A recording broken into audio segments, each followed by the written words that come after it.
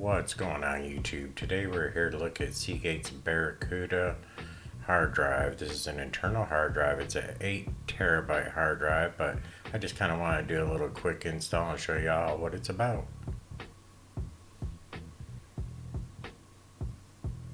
So I have the Seagate Barracuda drive here. It's an internal drive, and I just needed some additional storage space in my computer, so I'm not really doing an unboxing, but I am going to unbox it because I really do like the box and the packaging on this. It does seem like it's pretty solid and secure, so for those who have not ordered this before or seen these, so this hard drive just comes with the hard drive only. It does have a small package. It doesn't really say anything.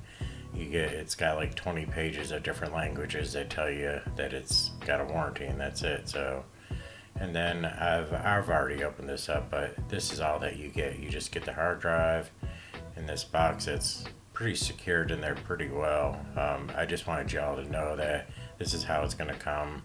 It's in a tight box. It's kind of cushioned all around it, so you know that it's going to be coming, pretty protected there.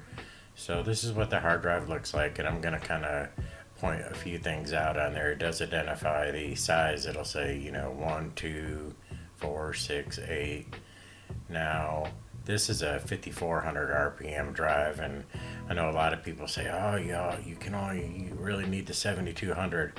Well, it's not as important as on how much cache it has. So this has 250 megabytes on there, so that is a lot, and that's kind of really what drives this. You have your SATA and you have your power plugs. I'm going to show you all that. Now the nice thing about having this is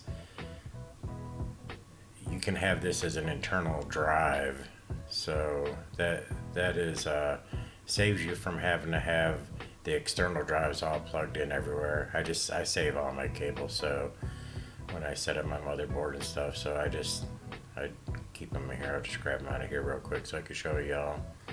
Now I have a set of SATA and I have a set of power cables. Now the power cable you want, of course, going straight into your power supply. You shouldn't run it off the motherboard. And for those who really don't know, let me show you what this SATA cable looks like. This is just the data cable, and they do have a little L notch to them, and you'll see when you go to put them in, they'll only go in one way. Back when I was in the military, we used to call that sailor proof. So just FYI there. And the same thing with the power cable. It'll only really go in one particular way, so you don't have to worry about plugging it in wrong. And then this is the other end, and that plugs into your power supply directly.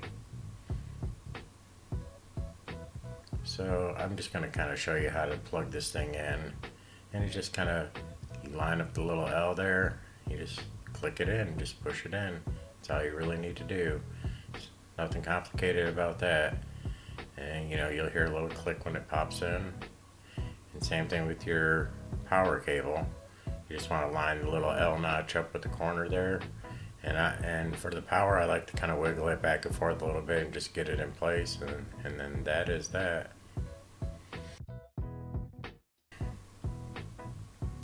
So this hard drive transfers speeds up to about 200 megabits a second. I'm just using it as a storage.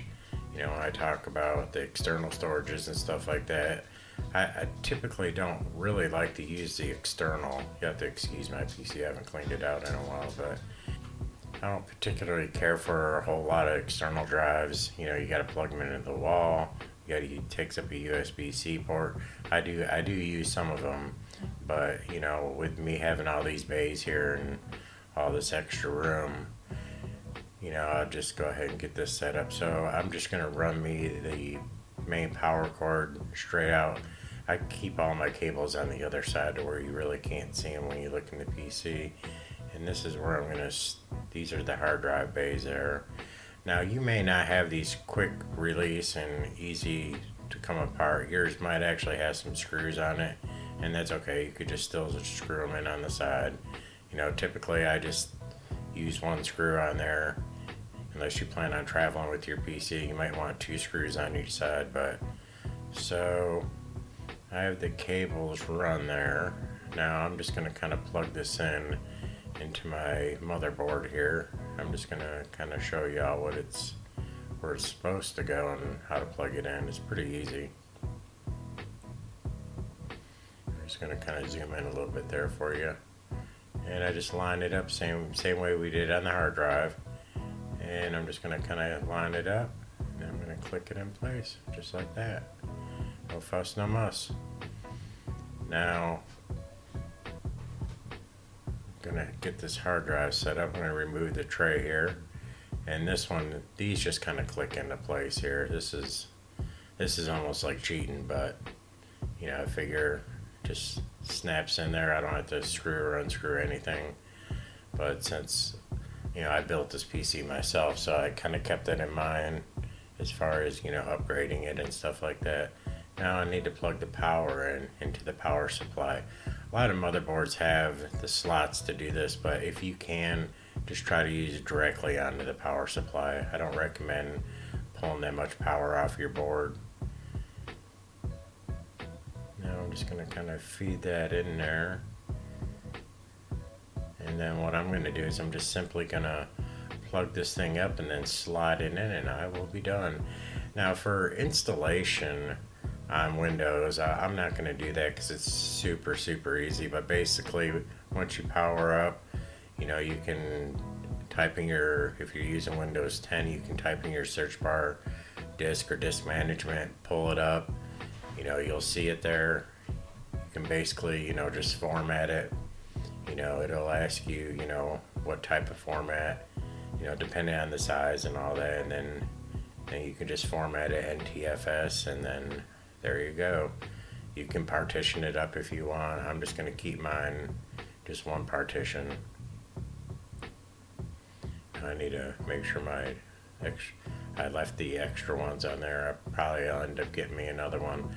So making these YouTube videos takes a lot of video storage. So, and there it is. I just snapped it in place.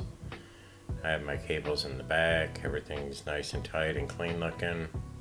You know, it just took a few minutes to do, and it's just that easy. If anyone has any questions or comments about any of this, just post them down below. I'd be happy to help you.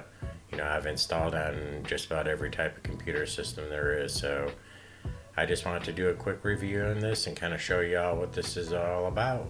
Well, I appreciate y'all, and until next time, we'll see ya.